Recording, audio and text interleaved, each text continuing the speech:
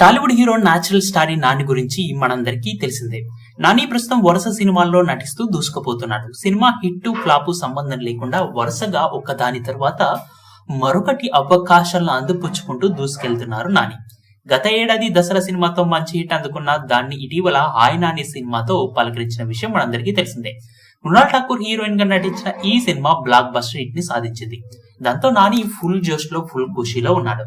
ఇప్పుడు ఇదే జోరు మీద మరిన్ని సినిమాలను లైనప్ లో పెట్టారు. అయితే తాజాగా నాని పుట్టినరోజు సందర్భంగా 2 సినిమాలను అనౌన్స్ చేశాడు నాని. నేచురల్ స్టార్ నాని ప్రస్తుతం వివేక్ ఆత్రేయ దర్శకత్వంలో ఒక సినిమా చేస్తున్నాడు. ఈ సినిమాకి సరిపోతా శనివారం అనే ఇంట్రెస్టింగ్ టైటిల్ ని కూడా ఖరారు చేశారు. గతంలో ఈ ఇద్దరు కలిసి అంటే సుందరానికి అనే సినిమాని తీసిన విషయం మనందరికీ తెలిసిందే. ఈ సినిమా ఆశించిన స్థాయిలో ఆకట్టుకోలేకపోయింది. ఇక ఇప్పుడు ఈ ఇద్దరు కలిసి మరొకసారి ప్రేక్షకుల్ని అలరించడానికి రెడీ అయ్యారు. ఈసారి పక్కా ప్లాన్ తో ప్రేక్షకుల ముందుకు రానుంది ఈ సినిమా. ఈ సినిమాలో ప్రియాంక అరుల్ మోహన్ హీరోయిన్ గా నటిస్తోంది.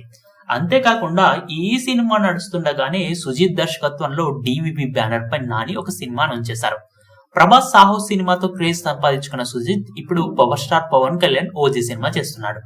ఈ సినిమా కాస్త ఆలస్యం అవుతున్న నేపథ్యంలో నానితో సినిమాతో కమిట్ అయ్యాడు.